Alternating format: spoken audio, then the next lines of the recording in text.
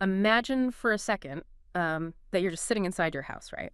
Okay. And suddenly the fire alarm just starts blaring, the sprinkler system kicks on, the walls are literally shaking, and you can smell this thick smoke everywhere. You are absolutely terrified. Well, yeah, obviously.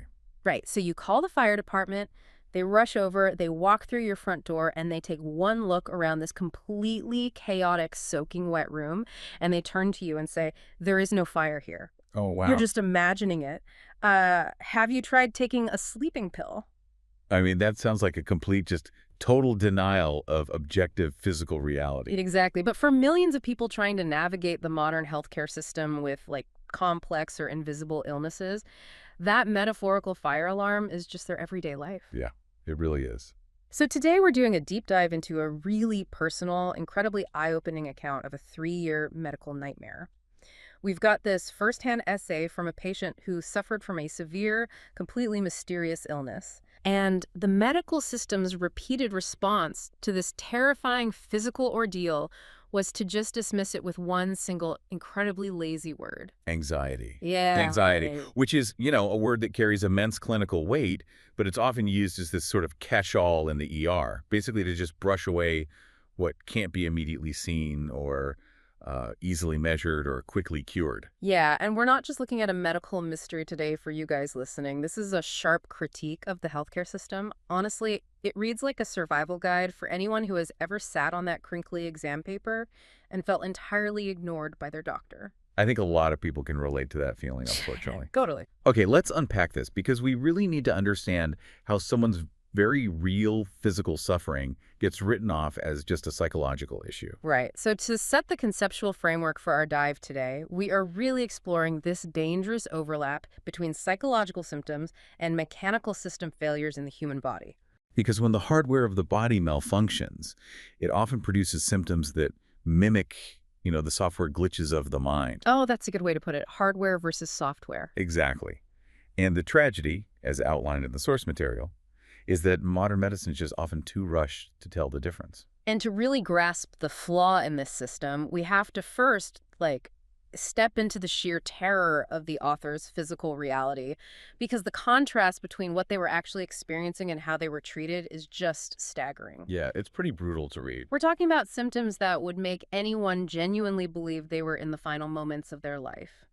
The author describes their blood pressure spiking to just absolute extremes, specifically 244 over 169. I mean, that is astronomical. Right. In clinical terms, that is hypertensive crisis territory.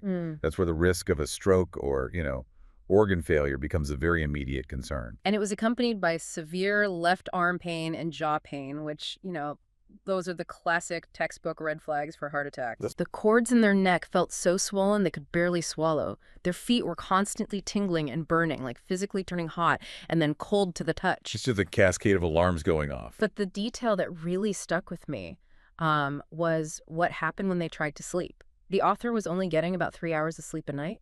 Which is awful on its own. Right. And the second they would hit that first stage of drifting off, they would just get hit with this violent electric jolt. Like a massive adrenaline surge that felt exactly like a cardiac event.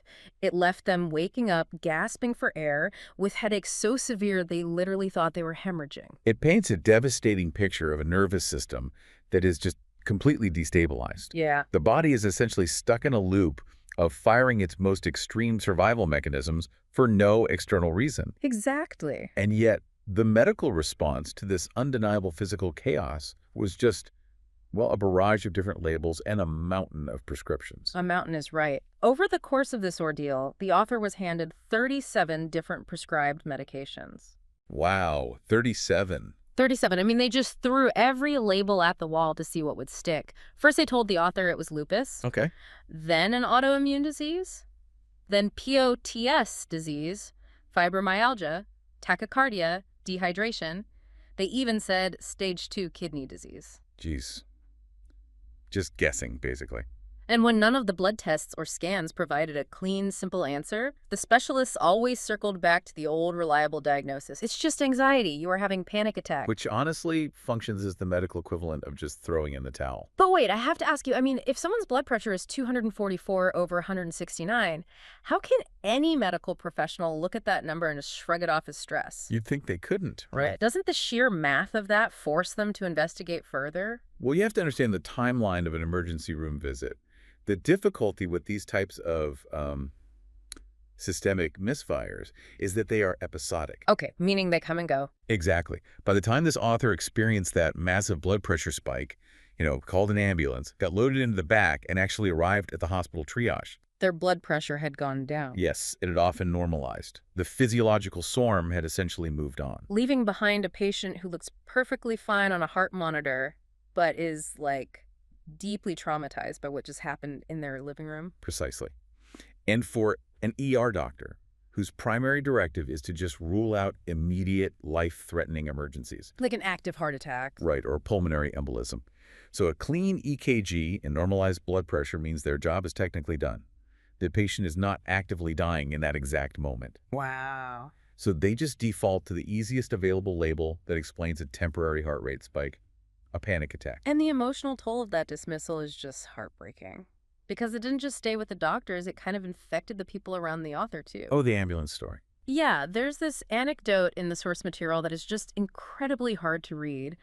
The author calls an ambulance during one of these terrifying episodes, and one of the EMTs actually pulls the author's wife aside and tells her... This is wild. He says he has anxiety, and he just likes the ride and the lights to the hospital. It's just a profound lack of empathy. And it actively undermines the patient's support system. Yeah, because the author notes that after hearing that from a supposed medical professional, even their own wife started to doubt them. Right. And when the people trained to save your life treat you like a nuisance, it strips away your credibility entirely. You're just completely alone. Exactly. It leaves you completely alone with a failing body, just questioning your own sanity. It's the ultimate gaslighting. Yeah. But here's the thing that makes this specific account so uniquely compelling for you listening. The author wasn't just some confused patient navigating this environment for the first time. No, not at all. Their critique of the system carries heavy weight because they actually spent 2 decades working inside it. Which is huge.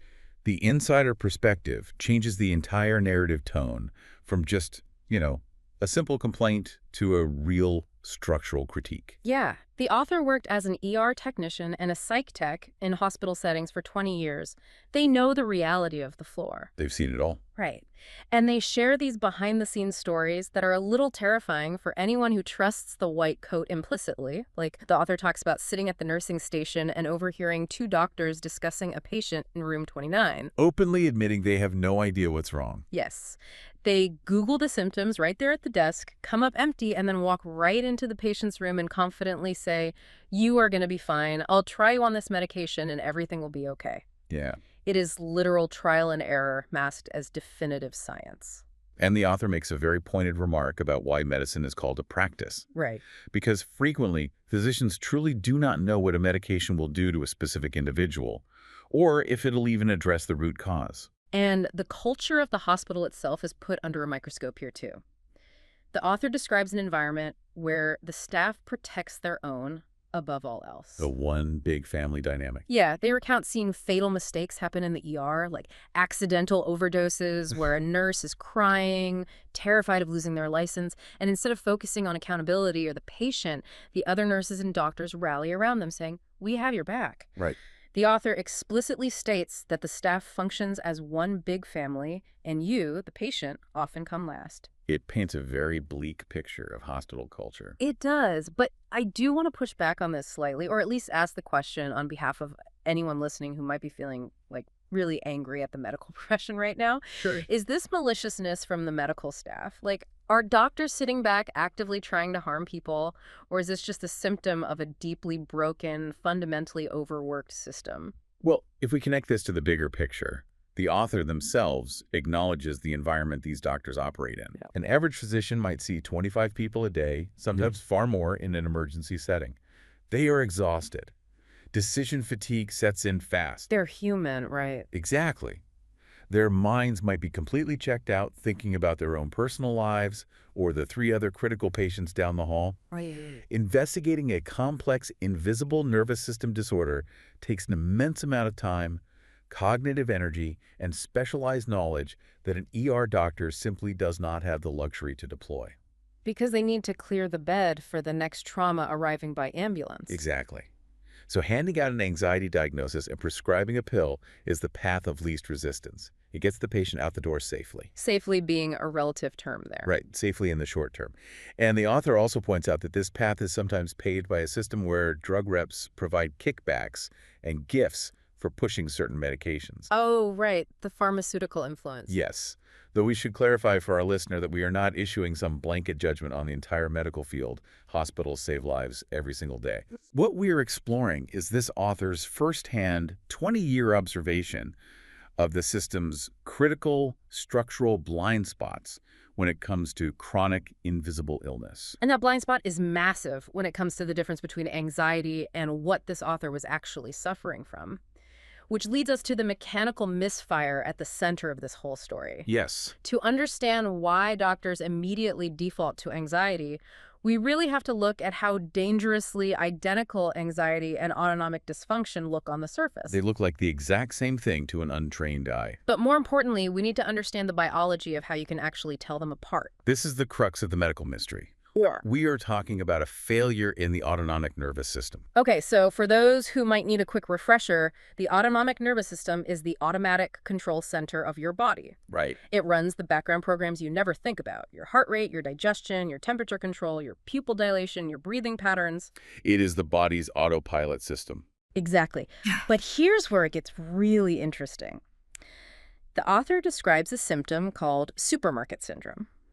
Which sounds a little strange. It sounds funny, yeah, and the author admits that, but it is a very real, very debilitating condition. So imagine walking into a large grocery store. Okay. For a healthy person, it's just a quick errand. But for someone with a malfunctioning autonomic nervous system, the high ceilings, the aggressively bright fluorescent lights, the shiny reflective floors, the moving crowds. The visual clutter. Yeah, all those long rows of colorful products, it triggers intense dizziness, disorientation, and just pure panic sensations. And the question is why? Why does a grocery store cause a physical panic attack? Right, why? It comes down to sensory processing and proprioception, Right. which is basically how your brain understands where your body is in space. Oh, interesting. Normally, your brain just filters out the sensory noise of a grocery store. Yeah. But when the autonomic nervous system's hardware is frayed, the brain misinterprets all that visual clutter. Like it gets overloaded. Yes. The fluorescent light flicker and the reflective floors literally overwhelm the visual cortex. The brain essentially gets confused, decides this environment is a massive threat, and just dumps adrenaline into the bloodstream to force you to escape. Wow. And it happens in smaller environments, too. The author talks about standing in their own bathroom, just looking in the mirror while shaving or brushing their teeth. Yeah. The visual confusion of the reflection disrupts their spatial awareness, making them feel dizzy, off balance, and totally disconnected. And see, this is exactly where the misdiagnosis happens. Because of how it sounds to a doctor. Precisely. When a doctor hears, I walked into a grocery store and suddenly my heart started racing, I couldn't breathe, and I felt like I was going to pass out, the immediate knee-jerk clinical translation is agoraphobia, a classic psychological panic attack. So it's the ultimate chicken or the egg scenario for the patient. Like, did a fearful, anxious thought cause the physical panic? Or did the physical environment cause a sensory misfire in the brain that resulted in the feeling of fear? Exactly. And the author explicitly distinguishes the two, and it is a brilliant framework. What's fascinating here is the trigger mechanism. Tell me more. Anxiety, true, primary anxiety, is a physical reaction that follows a mental trigger. Okay. It is sparked by emotional stress, a trauma trigger, or a conscious worry. You worry about a presentation at work, and your palms sweat. Right, so the software of the mind tells the hardware of the body to react. Beautifully put, yes. Autonomic dysfunction is the exact opposite. It is the body throwing itself into fight or flight mode without permission and entirely without a mental trigger. It just happens. The symptoms happen because of a change in body position, a shift in barometric pressure, harsh lighting, or sensory visual overload. It is purely a hardware issue. And the author offers a golden rule for distinguishing the two, which I find incredibly empowering. You have to ask yourself, did the fear come first or did the body symptom come It first? is the key. If you're simply standing in a store, perfectly calm, thinking about what you want for dinner, and suddenly your heart races to 150 beats per minute, your vision distorts and your blood pressure swings Out wildly. of nowhere. Right. And Yeah. then you feel fear because those physical sensations are terrifying. Naturally. That is not primary anxiety. That is your nervous system misfiring. And the anxiety is merely a logical response to a body that feels entirely out of control. Anxiety is the response to the body malfunction, not the cause of it. That distinction changes everything, but here is the massive hurdle. Once you realize this, right, Yeah. once you figure out that the system is failing you and your symptoms are mechanical, how do you actually prove that to a doctor? That's the challenge. Especially a doctor who only has a 4-minute window to see you before moving to the next room. You have to change the way you present the problem. You cannot just walk in and describe feelings. You have to bring hard correlative data. Which is exactly what the author did. They recalled this piece of advice an elderly man once gave them. He said, "You know who the best doctor is, you." I love that. Yeah, and they took that to heart. They realized they couldn't just walk in and say, "I feel awful, fix me." So they built what they call an AI symptoms profile. And this is where the story shifts from enduring a medical nightmare to actively hacking the solution. So how did this actually work? Did they just dump notes into a daily journal? Much more sophisticated than that. They built a granular database of their daily existence. Every single time they had a symptom, a pain, or a problem, they documented it meticulously. What kind of data? Well, they didn't just track pain on a scale of 1 to 10. They tracked the ambient temperature of the room. They tracked their body posture. Were they sitting, standing, or lying down when the heart rate spiked? Wow. They tracked their exposure to fluorescent lighting versus natural light.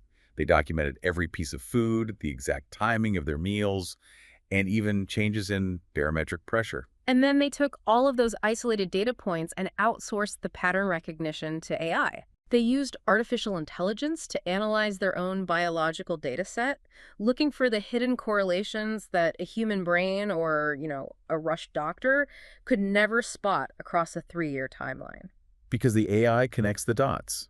It reveals that the tachycardia isn't random.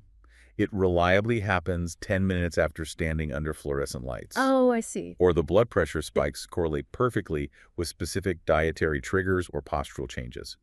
This kind of data provides a feature-length film of the patient's biology, whereas a doctor is only ever looking at a 15-minute snapshot. They became their own leading researcher, and that completely flips the narrative in the clinical setting. It really does. By using AI to guide this data collection, the author didn't walk into the doctor's office as a helpless, confused victim looking for a savior to guess at a diagnosis.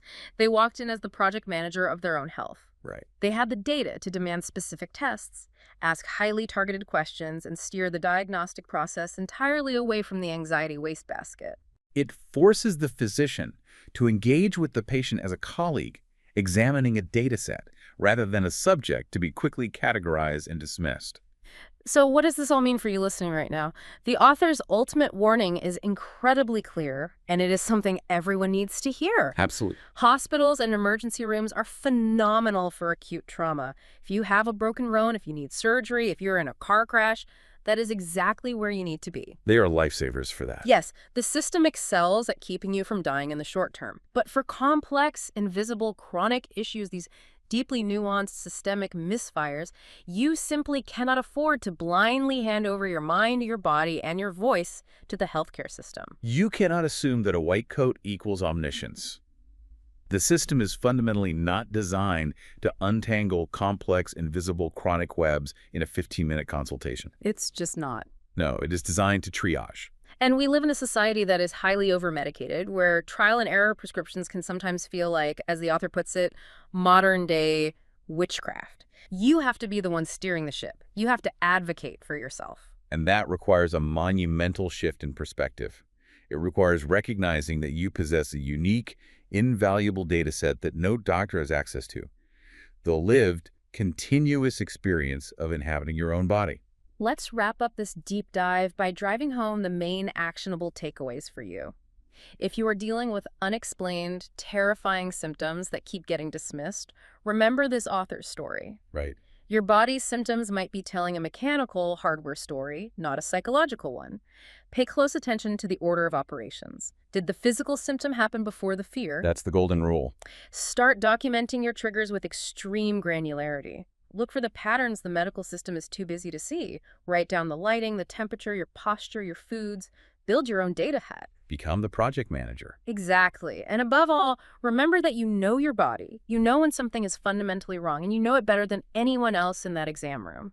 It is such a powerful message of self-advocacy. And, it leaves us with a fascinating, broader implication to consider. Oh, what's that? Well, this author successfully utilized AI to map their invisible symptoms, find the hidden patterns, and force the medical system to finally listen and provide proper care. Right. As artificial intelligence becomes increasingly advanced and highly accessible to everyday people, will it ultimately shift the balance of power in modern medicine? Oh, wow. Will we see authority move away from the rushed doctor clutching a prescription pad and back into the hands of the patient who actually lives inside the body? That is exactly what we want you to mull over today. Think back to that blazing fire alarm in your house from the beginning of our guide. Right. The next time the system tries to tell you the smoke isn't real, maybe you won't just have to insist that there's a fire. Maybe with the right tools, the granular data, and your own AI profile, you will be able to point the experts directly to the broken wire. Keep questioning, keep learning, and we will catch you on the next deep dive.